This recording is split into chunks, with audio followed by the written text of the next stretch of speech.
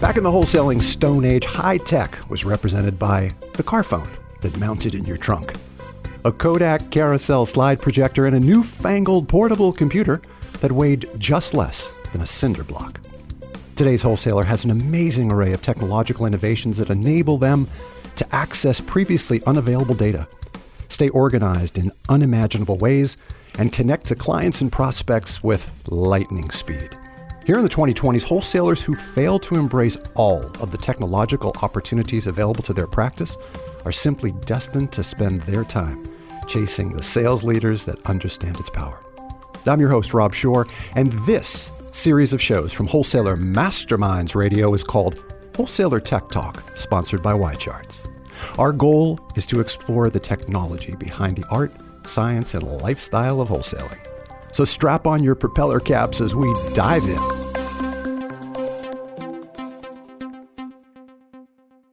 In over 3 decades of wholesaling, I've never seen wholesalers more excited about technology. By presenting data-driven strategies accompanied by dynamic visuals, technology is enabling wholesalers to better market their products and reduce friction in meetings.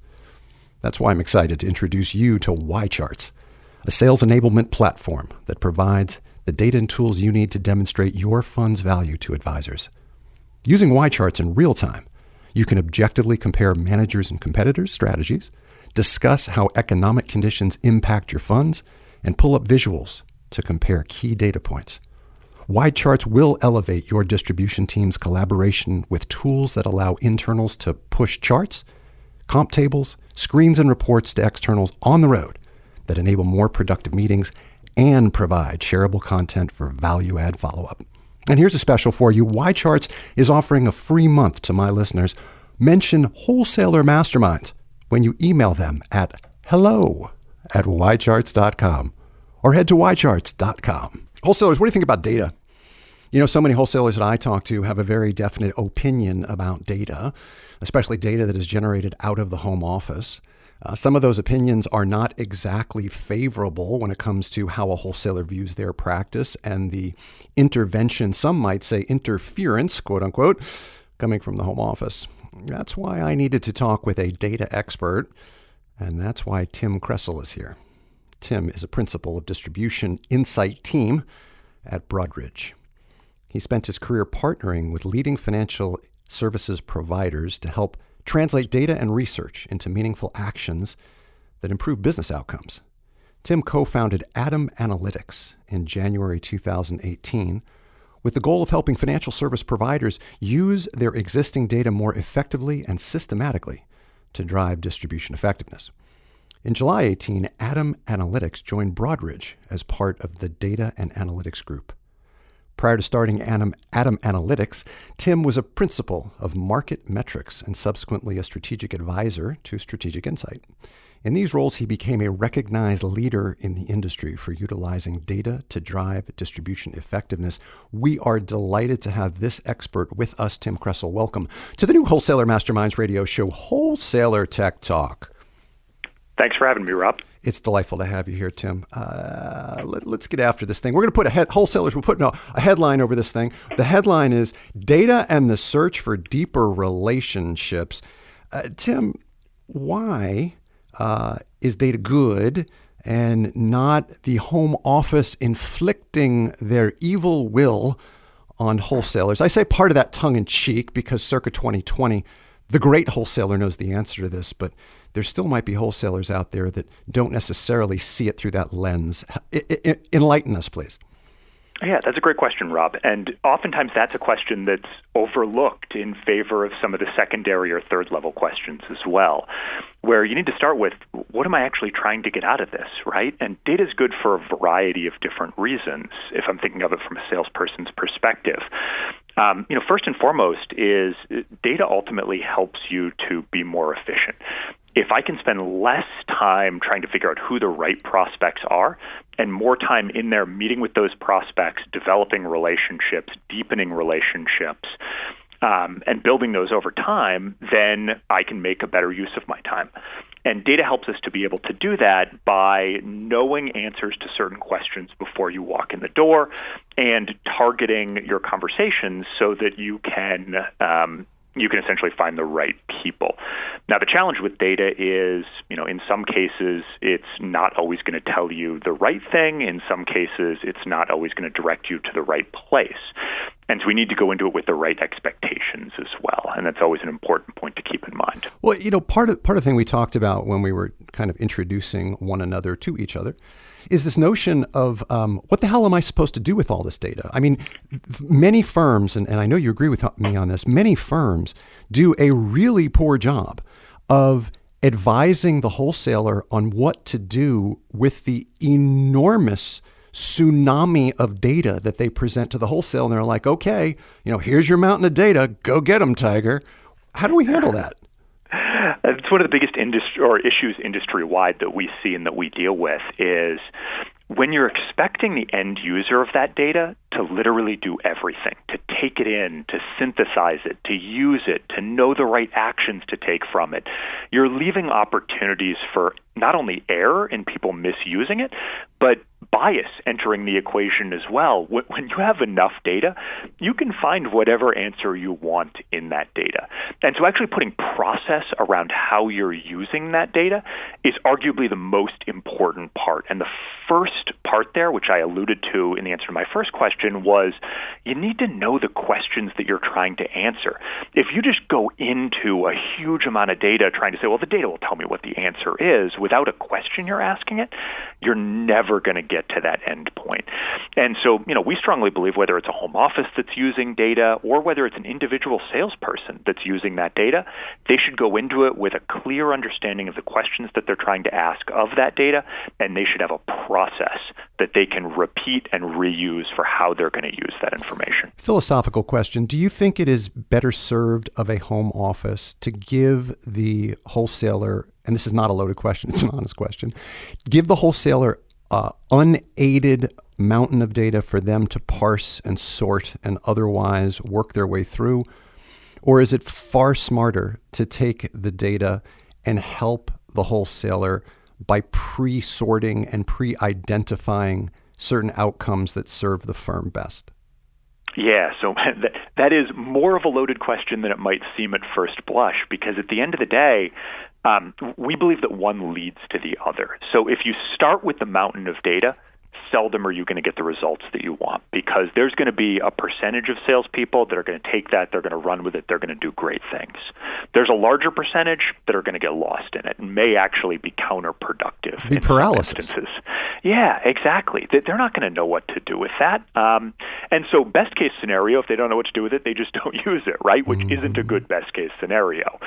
And so, what we believe in is you generate insights from that information. You generate answers to questions. You push those answers out. You push out small digestible pieces that are easily actionable, right? And then from there, the people who want more, the people who see the value in that and say, hey, if I've got this, imagine what I could do over here. Imagine what I could do up here. Those are going to be the people who are going to pull more information out. And at the end of the day, they might end up with mountains of data, but it's going to come through all of these small questions they're asking and all of these new insights that they're generating. So we believe that's the best practice. Those are going to be your power users, essentially. Those are the folks. Exactly. All right. It's a conundrum, because I speak to wholesalers in my coaching practice that intellectually they understand data good, but practically they are in that set of folks that is getting swamped/overwhelmed to a point of just saying, you know what, maybe I'll just go at this without my data. And that's not the right answer. When the alternative is cycling the clock back 25 years when the data didn't exist, and that's not preferred by anyone. I want to talk about the client experience. So here's what's on the table today, just so everybody's following us. I want to talk about the advisor journey. I want to talk about client experience. I want to talk about the alignment between marketing and sales, and I want to talk about segmentation. So yes, it'll still be a half-hour podcast, but I want to get after all of these. So you have done a lot of work in your career around this thing called the advisor journey. And I need to understand at the higher altitudes, what does that even mean? And that at a more meaningful level of altitude for our listener base, how does it connect to what wholesalers do every day versus just another marketing initiative? This is the head of marketing standing up and saying, well, we're going to focus on advisor journey. And so tell us more about that. Yeah. And frankly, those four topics, I could talk for about 6 hours on those four topics fairly easily. And for those of people that know me and have heard me speak before, I have in many instances. When you look at the advisor journey is really, it's not a marketing buzzword. It's not, a consulting speak, if you will. It's about how an advisor experiences you and experiences the company that you work for. Advisor journeys, customer journeys more broadly, are extremely important in understanding the journey of a consumer and how they're experiencing your product, whatever that product might be. And in this case, your product is the firm that you obviously work with, and you as an individual and as a salesperson. And so mapping out that advisor journey is extremely important, not only in understanding things from your client perspective. What are the touch points that those clients are experiencing? What's the value that they should be taking out of those touch points? What are the appropriate follow-ups from those touch points? And it can get fairly complex when you start, branching out and saying, well, if they do A, then I'd want them to get this. If they do B, then I'd want to do this. And actually mapping that out allows you to be able to see some of that complexity, see all of the different ways people experience you, and really keep an end goal in mind, whatever that end goal may be. The other thing that it allows for is it allows for more consistency in client experience. If everybody who I do business with or everybody I have a relationship with experiences me in a slightly different way, experiences my brand and my company's brand in a slightly different way, that becomes problematic. Because all of a sudden, if they're experiencing me and our brand in a different way, I may lose track of the best next steps for each individual. If I have a clearly mapped out journey that may have many branches, but there's still consistency to those branches, I can clearly know what the next steps are.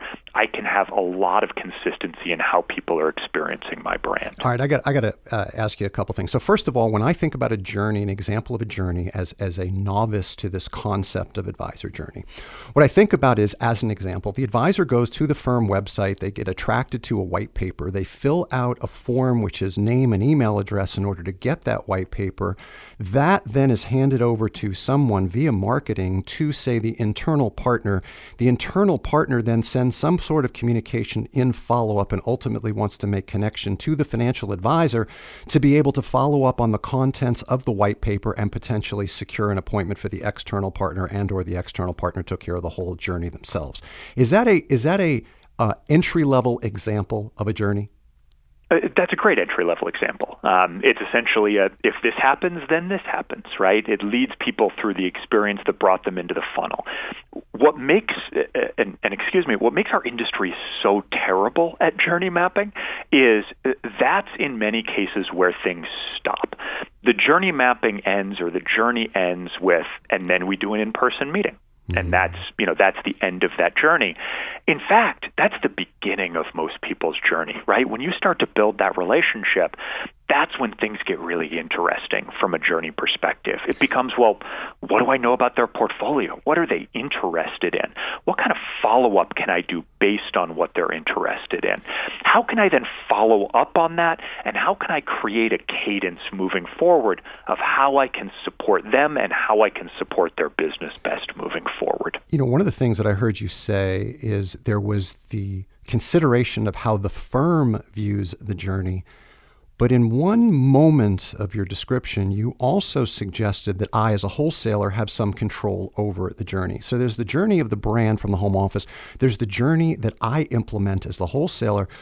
And I want to check in with you, but I suppose I already know your answer. Forgive me for assuming that the local wholesaler can craft a journey of their own. And what I mean by that is, I heard you say a moment ago, the follow-up process. We spend a lot of time at Wholesaler Masterminds talking about the follow-up process. The follow-up process isn't wholesaler goes to visit a financial advisor, turns over the notes to the internal partner sends all the required material and places one phone call and one email, and then there's radio silence for 8 weeks.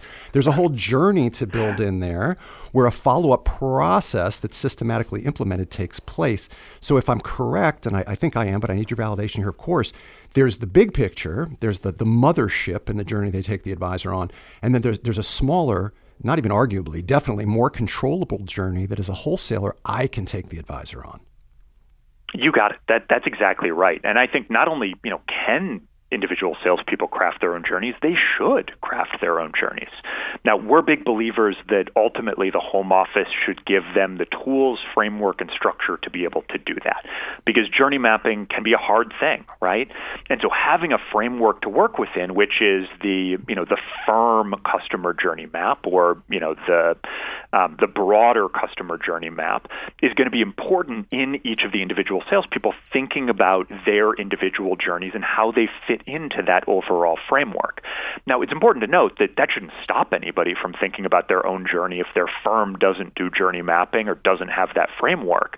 I think even having each individual salesperson think about their journey and how people experience them is a great exercise to be able to go through. There's this really kind of fun, for lack of a better word, cognitive bias called the IKEA effect. Rob, are you familiar with the IKEA effect? I'm not, but I love talking about cognitive bias, so go for it. What is the IKEA effect? Great topic. So the IKEA effect is really interesting. It is essentially a cognitive bias that shows that people put more value on things that they have a hand in crafting or developing or making on their own, right? That's the IKEA effect. Yeah. People value the furniture they build at IKEA when they get all the parts and that tiny little Allen wrench much more than they actually paid for that furniture because they had a hand in creating it. That's something that, is an effect you can leverage not only in Scandinavian furniture, but across the board in your personal or business dealings, where if people have a hand in creating their own journey map, they're going to be more likely to actually use that journey map. They're going to be more likely to follow through on that because it has more personal significance to them. It has more value to them as well. And so that's why we say, people should be involved in crafting their own and thinking through it. That's frankly what's going to make them better at the end of the day anyways. Here all along, I thought IKEA was Swedish for unintelligible instructions. I thought I didn't know that. Well, that's why the value is so much higher. It's getting through the instructions. Exactly. That's a great point. Client experience is such a buzz phrase. We have speakers and professionals and experts and consultants that have been on this show speaking and making good careers with amazingly important messages around client experience. Perhaps the obvious question is, how does data feed the client experience? And then the next question beyond that is, what sort of client experience are you hoping to get at through the data? Yeah, so data should inform virtually every aspect of the client experience, because at the end of the day, advisors, end customers, you yourself probably expect a lot more from the relationships that you have. That's certainly true in the financial services industry, right? As we've seen product become more commoditized to some degree, and as people have widened their value proposition to a large degree, people expect more for less in most instances. And so if I can better customize the experience an advisor is going to have with me in my organization, I am going to save that person time, and I'm effectively going to be delivering on that more for less messaging, right? They're going to have to spend less time to get more information and value than they were getting before. I want to interject a thought because it comes Please. to my mind. To me, part of it boils down to me thinking as the recipient of the messaging, say from the firm or from the wholesaler. Part of it is me thinking, shouldn't you already know that about me? And one of the reasons I bring that up is, for instance, in advisor reconnaissance, we tell people about the importance of knowing things about the financial advisor before their cheeks hit the guest chair, things that you otherwise would have had to ask questions of 20 years ago.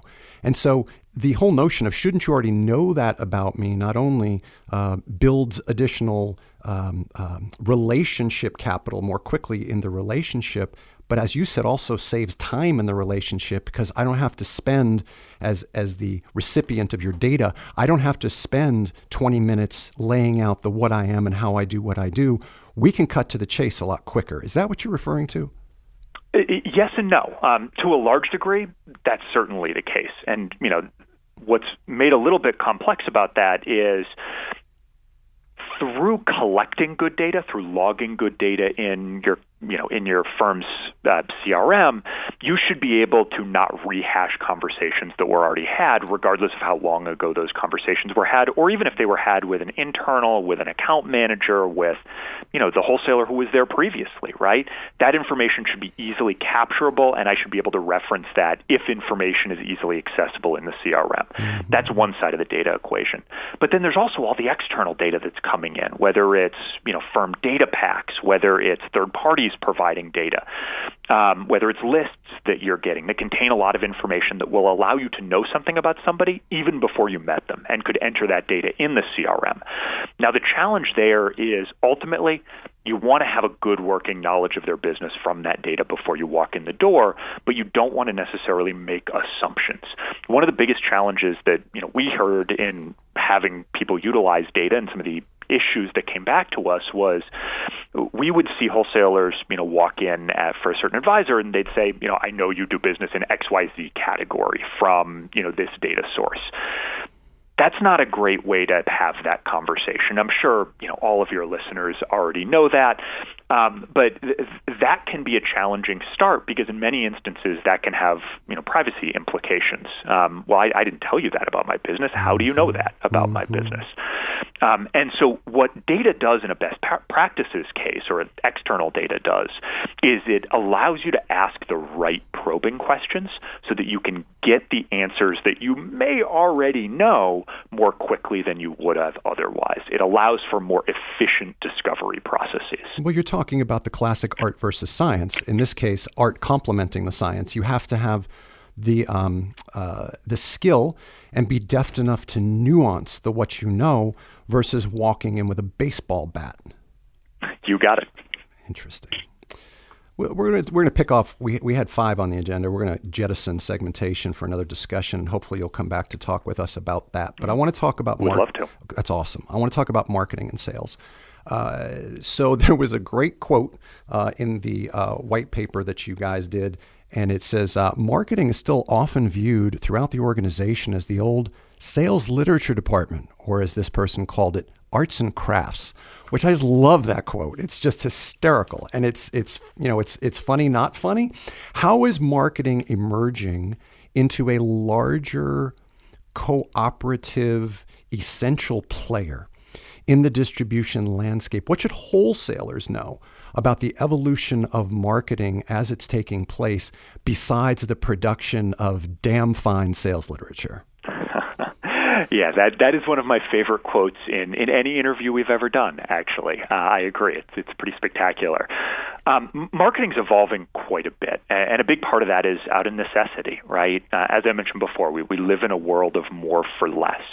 And one of the great ways to be able to deliver more for less is to be able to have a better integrated distribution strategy, one that doesn't have marketing actioning on goals A, B, and C and sales actioning on goals X, Y, and Z.